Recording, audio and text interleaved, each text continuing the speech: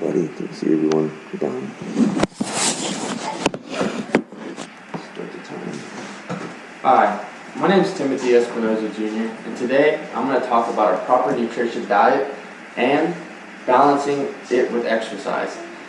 So when most of you think about getting a proper diet, you kind of think about starving yourself. And I know I was the same way, but I was thinking like a meal prep, like, oh, well, I'll eat a one pre-made chicken, a cup of rice, some broccoli, a banana, and maybe some water. But sadly, that's not the case. So it's as easy as the next time you go and talk to your doctor or your physician, just to ask their opinion on a proper nutrition diet that will fit you. Most of them can tell if you need to add or gain weight or lose weight, and they can kind of help you with that stuff. So that's like a big thing as well.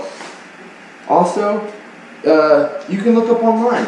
Look up online and see what most doctors recommend. My studies show that most doctors recommend 45 to 65% of your diet to be carbohydrates. Now, carbohydrates are mostly found in your bread or oats, fruits like bananas and oranges and grapefruits and blueberries, stuff like that. And you don't have to necessarily watch the exact number of calories, but you want to know what holds a lot of carbohydrate calories and stuff like that.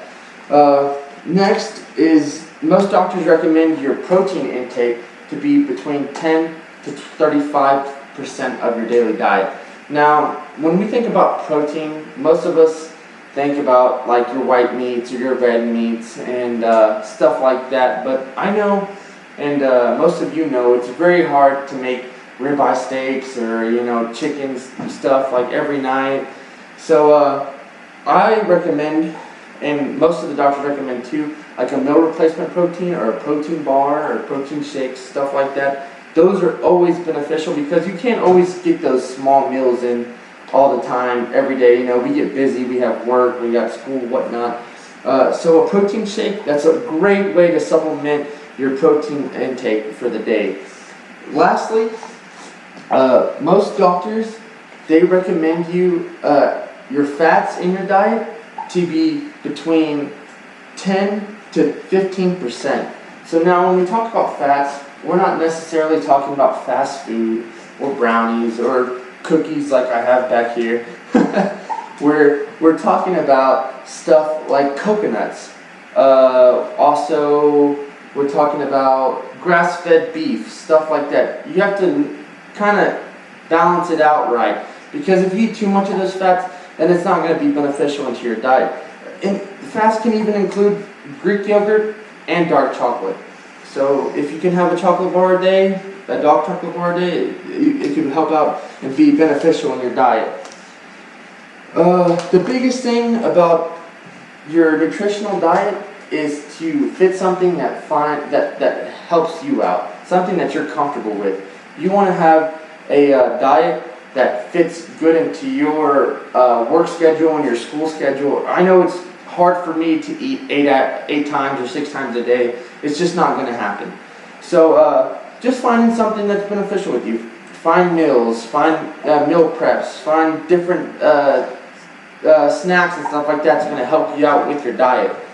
The next thing is that the benefits of having a beneficial diet and something that's good and healthy for you.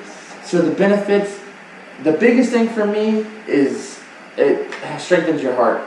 So a lot of people, whenever they have a stroke or a heart attack, the first thing their doctor does is they put them on a strict meal plan. I know this because my grandmother, she had a mild stroke a few years back, and they put her on a strict meal plan. So you can tell it does help and it does work. Of course she wants to go out there and eat her sweets, but she just can't. The next thing is that it boosts energy. Everyone doesn't want to wake up and be slumped and, oh, I ate McDonald's the past 6 days in a row. I feel like garbage.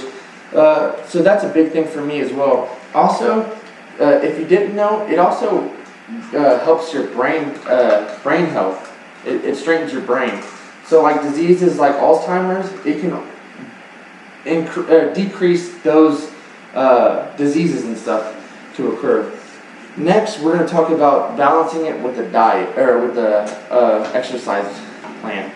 So, most doctors recommend just at least 30 minutes of exercise, and it doesn't have to be an intense, like a CrossFit workout or whatnot. It's as simple as just doing squats or push-ups and sit-ups during your commercials while watching TV, or when you get out of your car, take a couple laps around the block, stuff like that. So it's not that hard, you know, and sadly, less than 5% of American adults work out or do any type of physical activity for 30 minutes or more a day. So that's pretty sad, you know, and it's so easy just to go out and, you know, run a lap at the track, or to do some sit-ups or pull-ups or whatnot. So stuff like that. So the biggest thing is balancing it though. So like balancing your exercises and your meal plans and stuff like that. You want to exercise so you can allow that stuff, that good stuff you're eating, to do its job, to you know, to work properly and to build muscle, or to lose fat and you know, and whatnot, and build energy. The biggest thing with exercising and balancing exercising with a diet is, for me, it helps me sleep. I know, because I'm in the military, so I work out every morning, and I at least try to eat a great meal a day, at least two good strong meals. And I feel it definitely. If I only eat one time a day, or if I eat fast food twice a day, the next morning I'm feeling like garbage when I'm running. And it's just simple stuff like that, you know. Go increase your rest and whatnot. Next, that pretty much concludes my speech. So this is Timothy Espinoza, and I appreciate you watching, and I hope this is beneficial for you guys, and I hope that you can find a diet and exercise plan that will work out for you. Good night. Thank you.